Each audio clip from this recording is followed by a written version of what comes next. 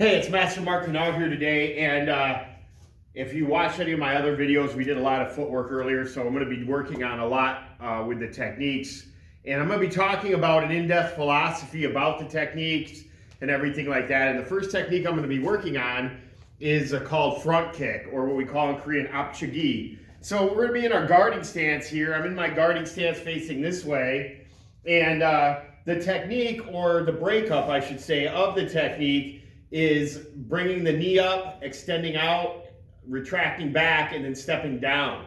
Now when I stand, I have my weight slightly forward, my hands are up, elbows are in to protect my midsection and my ribs, and my hands are up by my chin because I don't want to get clipped in the jaw. If you get clipped in the jaw, it could be lights out.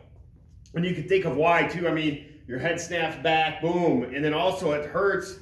You know, you ever bite your tongue? There's a lot of nerves in your jaw. Okay, you get hit like that isn't fun. Not fun at all. Okay, so I keep my chin down, have my knees bent. I'm going to have my hands up, and the first motion is going to be bringing the knee up, then extending the foot out, bringing it back, and then putting it down. Now when I strike with my front kick, there's two parts I can strike to. Number one, I can strike with the ball of my foot if I'm thrusting into somebody's body, or I can strike with the top of my foot if someone's leaned over or I'm trying to hit them in the vital area, like between the legs, okay? So those are the two different spots. So I want to talk about the technique. Now, first you're working on just the technique part, breaking it down into pieces, that knee up, that extension, bringing it back, setting down. You want to get those techniques really, really sharp. Okay, then when you start to feel comfortable throwing the technique, you're really going to want to feel the technique. And I talk to students about it. In order to, the idea of perfection is very subjective to people on the outside world. You're trying to reach perfection when you're an artist, but the biggest thing about perfection isn't what everybody else thinks lots of times. It's how you feel inside, and that's very important to understand that. When I kick a pad or punch a pad, there's this feeling, and when I reach towards the best I can do on that technique, or what someone would consider, you know, approaching perfection, I can feel it. And it just is a feeling that's a great feeling to have. It's very fulfilling spiritually, because, you know, you're feeling that you're getting very, very good. You're getting better. And I talked in another video that when somebody really feels that their technique is getting very close to becoming very powerful, very good, very close to perfection, that's a feeling of empowerment. And that empowerment is the reason why a lot of people need to join martial arts, because they want that feeling that they're not the victim, that they're the warrior. And that's really how you want to look at life, you know? It's like I told one of my friends yesterday, I said, it's not what you deserve that you get in life, it's what you negotiate. And you know what? You got to negotiate with yourself and say, hey, who am I?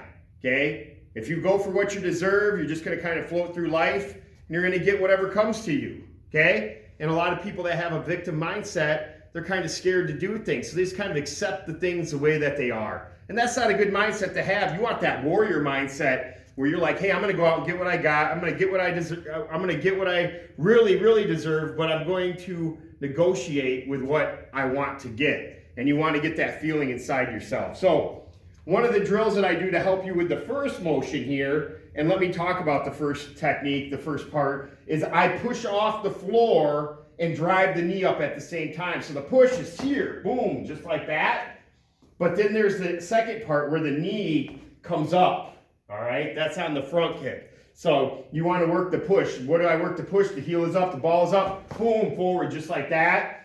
And then I work on popping the knee up at the same time. And one of the things that I do is plyometric drills. I work on my knee dashes. So I'm just picking the knees up and dashing or skipping across the floor like that. Now another part of the kick is the part that extends and comes out. And a lot of times what I'll do is I'll work on balance. I can do it in the air, or I can do it on the bag, and I'm going to kick it 5 times. So I'm going to go 1, 2, 3, 4, 5. And I'm just kind of touching. Okay, and that's the middle section of the technique. Now another thing that I do is I kick and I touch the foot down. And I'll bring that foot up fast. 1, 2, 3, 4, 5. Now I'm working on what we call recovery time.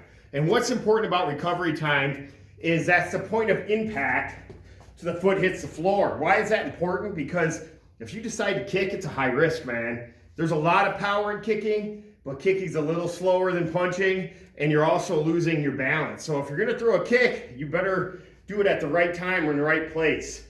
And that's the breakup of your front kick. Those are some different drills. So think about it here, the explosion forward, boom, okay? The knee up, okay? Shooting that knee up, remember plyometrics. And then the balance drill, 1, 2, 3, 4, 5, okay?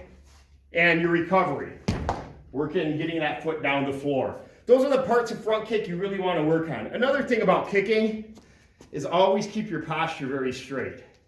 Think you're like a puppet on the string. Does everybody understand that? Okay, you don't want to be what I call kicking and chicken necking or headbanging to rock music, because that's going to throw your balance off. It's going to throw your vision off. And when you get your vision and balance thrown off, it's really hard to throw any type of combinations. And also you kind of have to, you're losing control. You're losing control of who you are, okay? And that's not something that you want. So front kick, motion, boom, down, okay? The higher you bring this knee up to, the higher you're gonna kick, okay? That's another thing you wanna remember. So that's our front kick video, just some basic points and tips, and hopefully that helps everybody get their front kick better. I'll talk to you guys later. Bye.